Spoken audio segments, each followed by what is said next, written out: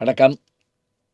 தமிழ் சினிமாவ என்னுடைய விவரம் தெரிஞ்ச நாள்லருந்து, எனக்கு தெரிஞ்ச 6 வயசுலேருந்துன்னு வச்சுக்கங்களேன், நான் பார்த்துக்கிட்டு வர்றேன். அம்மா கூட, அப்பா கூட, நண்பர்களோட, அப்புறமேலு அ திருமணமாகி மனைவியோட, பிள்ளையோட, மகனோட, மகளோட, பேரனோட, பேத்தியோட, இன்னைக்கு வரைக்கும் போயிட்டு வந்துகிட்டு இருக்கேன்னு வைங்க.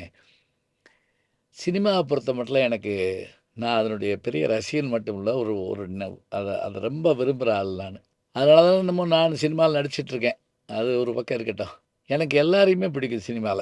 ஒரு காட்சியில வந்துட்டு போற சில நடிகர்கள் கூட எனக்கு ரொம்ப பிடிச்சவங்களா இருப்பாங்க. சாதாரணமா வந்துட்டு போயிருப்பாங்க. இன்னும் சொல்லப்போனா பெரும் திறமை உள்ளவர்களா இருப்பாங்க. ஆனா அவங்கள காலம் கண்டுக்கிடாம விட்டுருக்குங்க. அப்படி ஒரு பட்டியலே நம்ம பேசலாம். இன்னைக்கு நம்ம பேசப் போறவர் யாருன்னு கேட்டீங்கன்னா, தமிழ் திரையுலகினுடைய மிகச்சிறந்த நடிகர், நடன கலைஞர், குணச்சித்திர நடிகர், வில்லன் என்று எல்லா அ தகுதிகளையும் கொண்ட கதாநாயகன் என்று நடித்த ஒருத்தர் யாருன்னு கேட்டா, அவர்தான் கல்லப்பார்ட் டி.ஆர். நடராஜன். கல்லப்பார்ட்னா என்ன?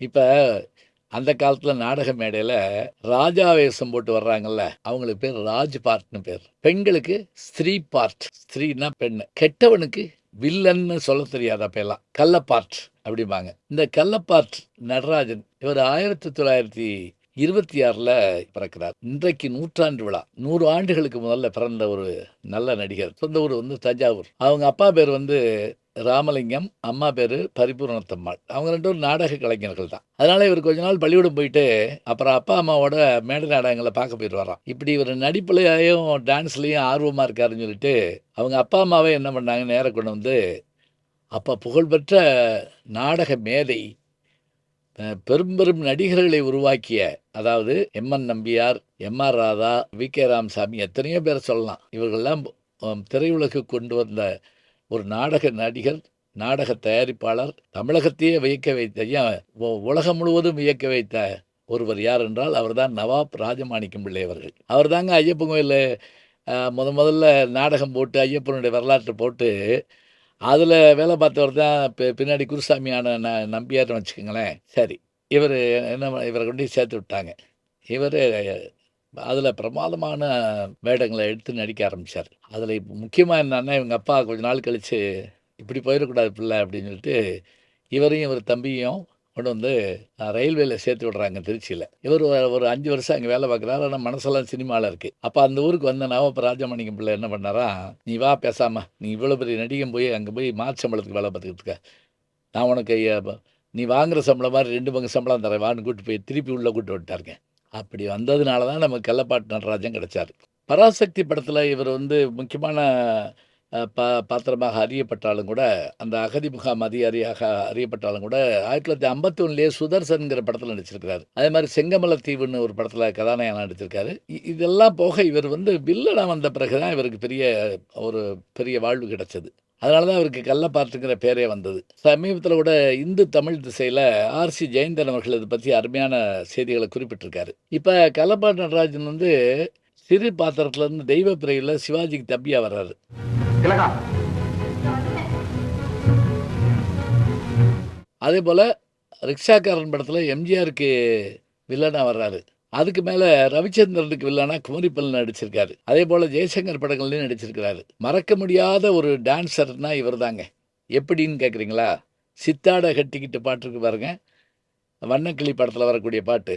அந்த பாட்டுக்கு இவரு ஆடுற அந்த வேகமான நாட்டியத்த நீங்க இன்னைக்கு ரசிக்கலாங்க. தாத அரும்பெடுத்து முழநீள சரந்தொடுத்து அதேபோல எம்.ஆர். ராதா, எஸ்.எஸ்.ஆர். நடித்த குமுதம் படத்துல வரக்கூடிய ஆ மாமா மாமா மாமாங்கிற பாட்டு இருக்கு இல்லையா? அந்த பாட்டுக்கும் இவர் தாங்க ஆடுவாரு. விழி பார்வையினால் ஒத்துறவாய் பேசிவிட்டு எட்டி எட்டி இப்படியும் பல படங்களுக்கு இவர் தான் நாட்டியமே அமைச்சு குடுத்துருக்காரு. இப்போ உதாரணமா, நவராத்திரி படத்துல வந்து சிவாஜி அவர்கள் வரக்கூடிய அந்த சத்யவான் சாவித்திரி நாடக தெருக்கூத்து காட்சி அமைச்சு குடுத்தவர் இவர் தான். ராஜாதி ராஜமகா ராஜதீர பிரதாப ராஜாதி ராஜமகா. அதேபோல கண்காட்சியில இவர் வந்து ஏ.பி. நாகராஜனுடைய படத்துல கதாநாயகனே சிவகுமார்னாலும் இவரு ஒரு இணை கதாநாயகன்ங்க. இவருக்காகவே நாட்டிய பாடல்கள் வச்சிருப்பாங்க. அது காவிய தாயின் அரசாட்சி. தில்லானா மோனம்பாலில் வரக்கூடிய மனோரமா ஜில்ஜில் ரமாமணியை வந்து பாண்டியன் நான் இருக்கேன்னு பாடக்கூடிய அந்த பாட்டுக்கான இதையும் இவர் தாங்க அமைச்சு கொடுத்துருக்காரு. இப்போ இவரை பற்றி உங்களுக்கு நினைவு வந்துக்கிட்டே இருக்குன்னு நினைக்கிறேன். நிறைய படங்களை பற்றி நான் சொல்லியிருக்கிறேன். தேவர் மகன் படத்தில் ரேவதி அப்பாவை நடிச்சது இவர் தாங்க. கல்யாண மாப்பிள்ளை ஓடி போயிட்டான், இனி நாங்கள் 2 பேரும் கிணத்துல வந்து தற்கொலை பண்ணிக்கிற வேண்டியதுதான் அப்படின்னு சொல்கிறப்ப தான் கமல் வந்து நான் திருமணம் பண்ணிக்கிறேன்னு சொல்லுவாருங்க. அந்த கேரக்டர் இவருங்க. அதே போல் நிறைய சீரியலில் நடிச்சிருக்கிறார். ரகுவம்சம்ங்கிற தொலைக்காட்சி தொடரில் நடிச்சிருக்காரு. பெரிய ஒரு இது என்னன்னு கேட்டிங்கன்னா, வில்லாதி வில்லன்கள்ங்கிற தொலைக்காட்சியில் பேட்டி தொடர் வந்தபோது இவர் பேட்டி கொடுத்துக்கிட்டு இருக்காருங்க. 1996 வருஷம். அப்போ அந்த பேட்டியின் போதே இவருடைய பேச்சு மூச்சு நின்று போச்சுங்க. சொல்கிறோம்ல, கடைசி வரை அவர் வந்து அவர் மூச்சு நிற்கிற வரைக்கும் நடித்தார்னு, அது இவர் தாங்க. அப்போ பாருங்கள், தஞ்சாவூரில் பிறந்த இந்த அற்புதமான கலைஞர். நான் ஏன் இவ்வளவு அழகாக சொல்கிறேன்னா, எங்கள் ஊருக்காரர் ஒருத்தர் ராஜாங்கம்னு அவர் ஒரு சினிமா எடுத்தாருங்க. அதில் கதாநாயகனை வந்து கள்ளப்பாட்டு ரங்கராஜ் நடிக்கிறதுக்காக வந்தாருங்க. நாங்கள்லாம் ஷூட்டிங் போய் வைகடமில் போய் பார்த்துட்டு வந்தோம். அப்படியான ஒரு நாட்டிய காட்சி அழகாக இவரே நாட்டிய இது அமைச்சு கொடுத்து இவர் ஆடி காமிச்சாருங்க. யார்? கள்ளப்பாட்டு நடராஜன். அப்போ தான் நான் பார்க்குறேன். அப்போ நான் பள்ளிக்கூடத்தில் படிச்சுட்டு இருக்கேன்.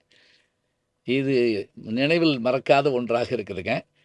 திரையுலகில் இது மாதிரியான பெரும் திறமைகள் கொண்ட, ஆனால் அதிகம் சம்பாதிச்சாங்களான்னு நமக்கு தெரியல, பெருவாழ்வு வாழ்ந்தாங்களான்னு தெரியல, ஆனாலும் அத்தகைய பெருமக்களை நாம் தொடர்ந்து காண இருக்கிறோம். கள்ளப்பாட் நடராஜன் அவர்களுடைய 100ஆண்டு விழாவிலே அவருக்கு நாம் அஞ்சலியை செலுத்துவோம். தொடர்ந்து இவரை போன்ற நல்ல நடிகர்களை பற்றி காண இருக்கின்றோம். நல்ல செய்திகளை நாளும் சிந்திப்போம். நாளை சந்திப்போம். வணக்கம். ஜி ஞானசம்பந்தன் யூடியூப் சேனல் பாருங்கள். உங்களை தேடியே உங்கள் வீட்டுக்கு வருது. கேட்காம ஒரு விஷயம் உங்களை தேடி வருது பாருங்கள், அதை பிடிச்சி வச்சுக்கோங்க. நம்முடைய ஜி ஞானசம்பந்தன் யூடியூப் சேனலை தொடர்ந்து எக்ஸலம், இன்ஸ்டாகிராம், ஃபேஸ்புக், வாட்ஸ்அப் என்று அனைத்து தளங்களிலும் நாம் இயங்கிக் கொண்டிருக்கின்றோம். நீங்களும் எங்களோடு வாருங்கள்.